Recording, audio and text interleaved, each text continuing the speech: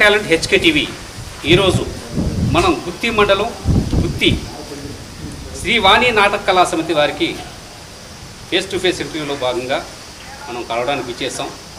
గ్రామీణ ప్రాంతాల్లో ఉన్నటువంటి మట్టిలో మాణిక్యాల లాంటి కళాకారులను వెలికి తీయటమే మన ప్రధాన ఉద్దేశంగా నవ్యాంధ్ర టాలెంట్ హెచ్కే టీవీ మన ముందుకి ఇచ్చేసింది. ఇందులో భాగంగా శ్రీ వాణి నాటక కళా సమితి అధ్యక్షులు శ్రీ రాజుగారి శ్రీనివాసరెడ్డి గారు, అలాగే ఉపాధ్యక్షులు ఓమన్న గారు, కార్యదర్శి హనుమన్న టీచర్ గారు, అలాగే వీరికి ముఖ్య గురువు గారు అయినటువంటి నల్లబోతుల లాలేంద్ర గారిని మనం ఇప్పుడు ముఖాముఖి కార్యక్రమంలో కలవబోతున్నాం. అలాగే ఈ సమాజంలో నేర్చుకుంటున్నటువంటి ప్రాక్టీస్ చేస్తున్నటువంటి కళాకారులను కూడా మనం ఈ సందర్భంగా కలుస్తున్నాం. వారికి సంబంధించిన క్యారెక్టర్స్ వారు ఆ పద్య రూపంలో తెలియజేయడం జరుగుతుంది. ముఖ్యంగా ముందుగా శ్రీ వాణి నాటక కళా సమితి అధ్యక్షులు శ్రీ రాజుగారి శ్రీనివాసరెడ్డి గారిని కలుస్తున్నాం. నమస్కారం అండి శ్రీనివాసరెడ్డి గారు. మనం ఈరోజు ఈ కార్యక్రమంలో పాల్గొనడానికి ముఖ్య కారణం గ్రామీణ ప్రాంతాల్లో ఉన్నటువంటి కళాకారులను వెలికి తీసే ప్రయత్నంగా మనం మిమ్మల్ని కలవడం జరిగిందండి. అయితే మీ గురించి మీరు ఒకసారి మన ప్రేక్షకుల కోసం పరిచయం చేసుకోండి. ముఖ్యంగా ముందుగా నవ్యాంధ్ర టాలెంట్ హెచ్కే టీవీ గారికి మా వాణి నాటక కళా సమితి తరఫున, మా కళాకారుల తరఫున మీకు ధన్యవాదాలు చేస్తున్నాం సార్. Thank you.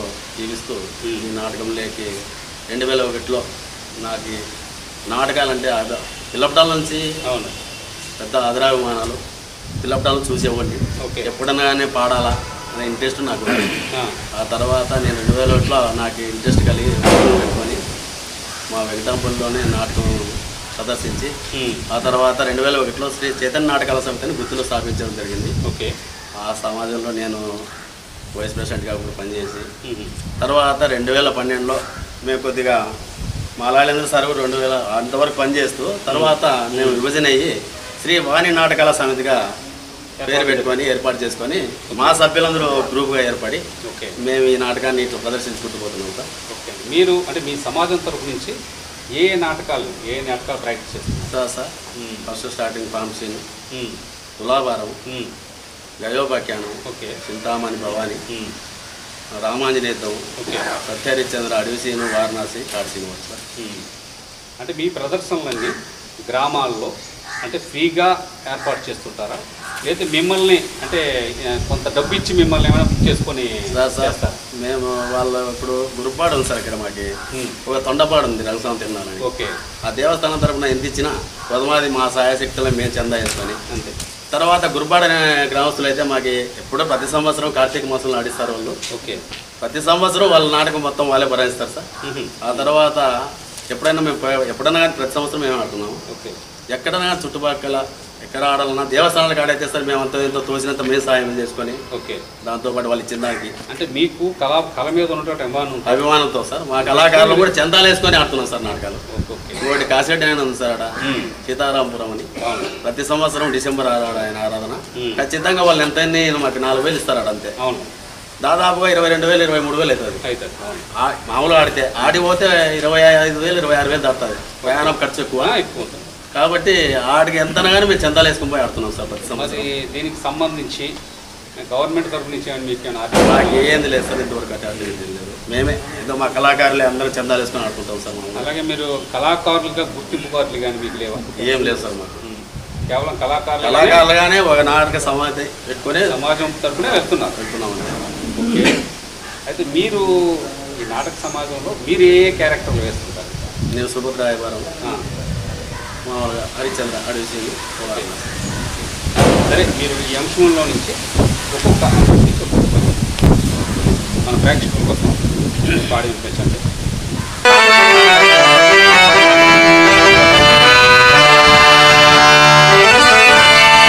అవును దేవి, ఎట్లు నడవగలవు దేవి, ఎట్లు నడవగలవు?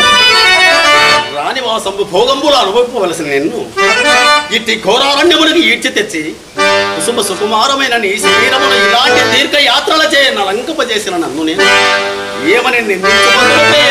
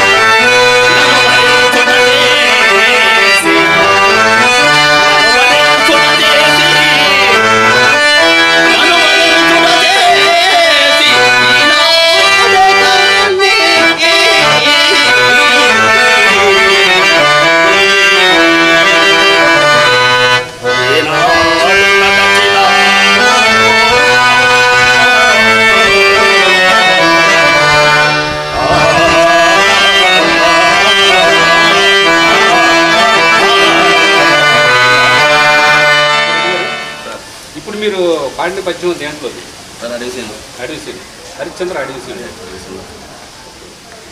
అయితే ఈ ప్రదర్శనలు గ్రామీణ ప్రాంతాల్లో ప్రదర్శనలు ఇస్తారు కదా సార్, అంటే గ్రామస్తులతో మీకు ప్రోత్సాహం ఎలా ఉంటుంది? అంటే ఆర్థికపరమైన ఏదైనా మీకు సపోర్ట్ ఇస్తా? మరి ఇంకొకటి గ్రామంలో ఎప్పుడైనా కానీ పోతే లవ్ సీన్ల వరకు తాత్కాలికంగా బాగుంటారు అంతవరకు లేటెస్ట్ డ్యాన్స్ కానీ ఇంకోటి కానీ ఉంది. ఈ హరిశ్చంద్ర నాటకం వచ్చే వాళ్ళకే ఎంత పాడేవాళ్ళు ఉంటే కూడా లాస్ట్కి ఎవరు ఉండరు ఇక్కడ. ఎందుకంటే అదంటే కాలానుగుణంగా అట్లా అయిపోయింది ఇది నాటకం. అంటే ప్రస్తుతానికి ఏమంటే చెడుకుండే ప్రాధాన్యత పంచుకుంటుంది. కారణం ఏమంటే ఈరోజు గ్రామాల్లో హరిశ్చంద్ర నాటకం, లేదంటే ఇది సారంగధర, లేదంటే సుభద్ర పరిణయం, ఇట్లాంటి ప్రాచీనమైనటువంటి చరిత్రలు చెప్తే ప్రజలకు ఎక్కడం లేదు. ఎందుకు ఎక్కడం లేదంటే దానికి తెలుసుకోవాలనే కుతూహలం తక్కువైపోయి చెడు ప్రభావం అంటే ఏ డ్యాన్సులు, ఈ గజ్బీజ్ గబదలు లాంటి ఊపుండే పాటలు లాంటివి ఉంటే తప్పితే వాళ్ళు ఎవరు చూసే పరిస్థితులు లేరు. కానీ ఒకటి ఏది ఏమైనప్పటికీ మన ప్రాచీన చరిత్రల్ని ప్రజలకి అవగాహన కల్పించాలని మీ సదుద్దేశాన్ని మాత్రం తప్పకుండా అందరూ హర్షించే విషయం. చాలా సంతోషం అండి. కారణం అంటే గంగోడి సార్ మా కళాకారులు చాలా అంటే ఊరికొకరు ఉన్నాం సార్. అవును. ఎంత దూరం అంటే 30 కిలోమీటర్ల వరకు కూడా మా సమాజానికి వచ్చి పాడిపోయే వాళ్ళు ఉన్నారు పాపం. ఓకే. ఇప్పుడు శేషావతి సార్ ఉన్నాడు, ఆయనది ఉరవకొండ దగ్గర కమలపాడు, చింతసేరు బాసిరెడ్డి అని 20 కిలోమీటర్లు అయినది. ఇట్లా ఎంత దూరం నుంచో కానీ వచ్చి మా నాటకానికి వచ్చి మా సమాజానికి వచ్చి వాళ్ళతో పాటు కేవలం కళ మీద ఉన్నటువంటి అభిమానంతో కళ మీద అభిమానం అంటే ఒక సమాజం అనేది కూడా వాళ్ళకు నచ్చాలి సార్. ఇప్పుడు హార్మోన్స్ నచ్చాలా, అందరి కాంబినేషన్ కరెక్ట్ కుదిరితేనే వాళ్ళు కూడా రాగలుగుతారు. లేదంటే కష్టం లేదు, వాళ్ళకి ఇంట్రెస్ట్ తగ్గిపోతుంది. మనకేదో సరిగ్గా లేదు, వాయించలేదు, అట్లా ఇట్లా అన్నప్పుడు కూడా కొద్దిగా ఇబ్బంది అవుతారు. కాకపోతే మాకైతే అంత కళాకారులు బాగా సహకరిస్తున్నారు. పెన్నులస్ గారని ఆయన మామూలుగా మేము మంచి రన్నింగ్లు పెట్టినాము. శిక్షవారి సార్ని, భాస్కర్ గారిని, వీళ్ళందరినీ. మేమంతా అయితే వాళ్ళకి ఎత్తిపోతుంటాం. అంటే నేనైతే ప్రెసిడెంట్గా ఉన్నా, నేను మొత్తం సమాజాన్ని నడిపించే వరకు నా బాధ్యత. ఓకే. అయితే ఏది ఏమైనప్పటికీ ఇప్పుడు మీరు సమాజాన్ని నడిపిస్తున్నారు కదా, నడిపించేటప్పుడు మీకు కుటుంబ ప్రోత్సాహం ఎలా ఉంటుంది? అంటే ఇంట్లో మా కుటుంబ ప్రోత్సాహం అంటే సార్ ఎలా ఉంటుంది అసలు? నీకు ఈ సమాజాలు డ్రామాలు బట్టి ఈ వ్యవసాయం తెడిచిపెట్టి సంసారం అంతా నాశనం చేస్తాను అని అడుగుతున్నాను. ఓకే. మా పల్లెల్లో మా వాతావరణం అట్టుంది. అవును. అయినా కూడా మేము అంటే మాకు ఆ విలువ తెలుసు కాబట్టి మేము మా ఇంట్లో ఎవరు ఏమన్నా కానీ ఒకవేళ ఆదరించకపోని ఖచ్చితంగా మేము దీన్ని ముందుకు తీసుకోవాలని మేము అట్లే ముందుకు పోతున్నాం సార్. అంటే ఎందుకంటే మీకు కళ మీద ఉండే మాకు అభిమానం ఖచ్చితంగా దీన్ని నడిపేయాలా ముందుకి. ఓకే. అంటే ఈరోజు కాకుండా అది రేపొద్దునే తెలుస్తుంది జనాలకు. అంతే కదా. ఎందుకంటే ఈరోజు కళాభిమానం ఉండేవాళ్ళు ఉంటారు, కానీ కళా పోషకులే తక్కువ మంది ఉంటారు. ఈ కళా పోషకులు ఉంటే డెఫినెట్గా ఈ కళలు అనేవి కొన్ని సంవత్సరాలు, కొన్ని తరాల వరకు వెనక వారికి అందించడానికి అవకాశం అయితే ఉంటుంది. అయితే ప్రభుత్వ పరంగా మీరు ఎప్పుడు భాషా సంస్కృతి శాఖ వాళ్ళని ఎవరిని మీరు కలవలేదా? మేము కలవలేదు సార్.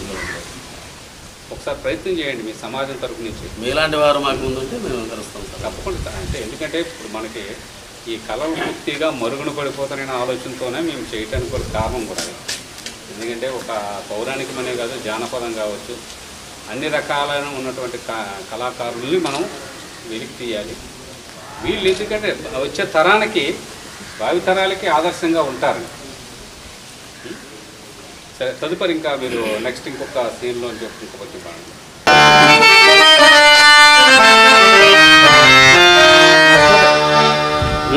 అయ్యయ్యో, ఈ అనిత్యమైన దేహముపై, ఈ అశాశ్వతమైన ప్రాణముపై మానవులకు ఎంతటి ఆశ, ఎంతటి తపన. బొందులో ప్రాణం ఉన్నంత వరకు, ఈ బొందులో ప్రాణం ఉన్నంత వరకు ఇది నాది, ఇది నీది అని మానవులు ఎన్నో కలలు కంటున్నారే కానీ